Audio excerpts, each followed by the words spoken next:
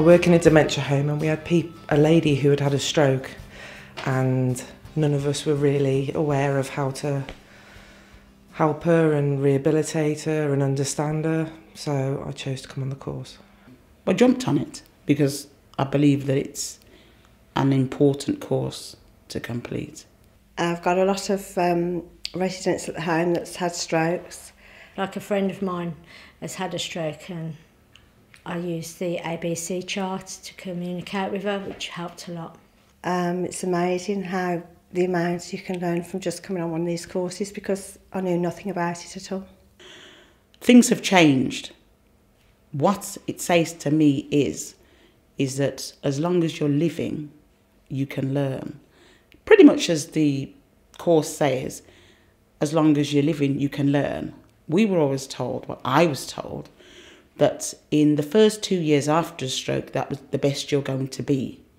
This course has told me that is not the case. We've had a couple of people with TIAs, and I'm more aware and I'm more on the ball with calling ambulances and reacting faster. The workplace assessment last week was once again amazing with the resident. I was able to communicate. I found out a lot of problems that this person had, which was she's only able to communicate on the one side, which is the left-hand side. She had a visitor the day after the assessment, one of the family, and I advised them that she does communicate better on the left-hand side, which they did move over, and they were able to communicate better with her. Because it means in the home that I'm in, if someone does have a stroke, they don't have to go somewhere else.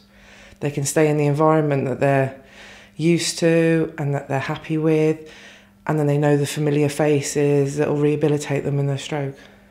And one of the greatest things, the first thing, is not to make an assumption, and not to always take things on a surface value.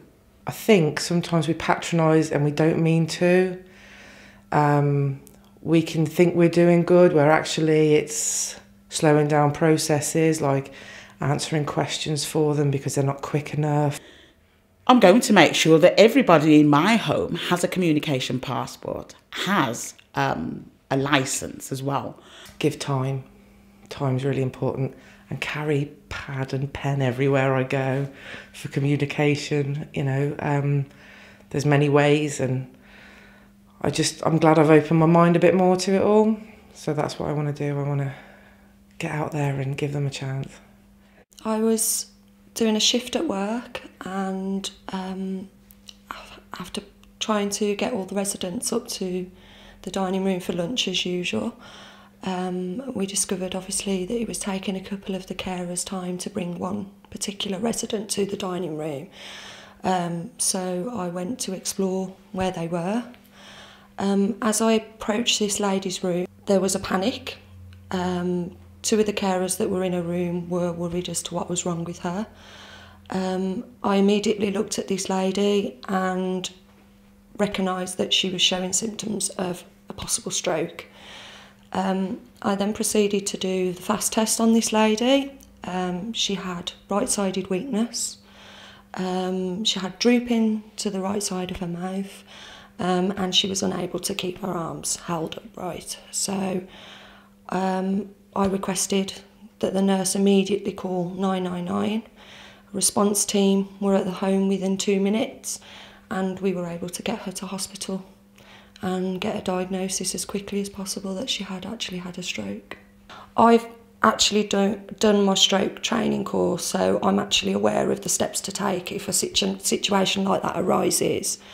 Obviously the other staff wasn't really aware of the symptoms or what to do in that situation, so they were wanting to just call a doctor rather than an ambulance, but because of my stroke training, I was able to do the fast test.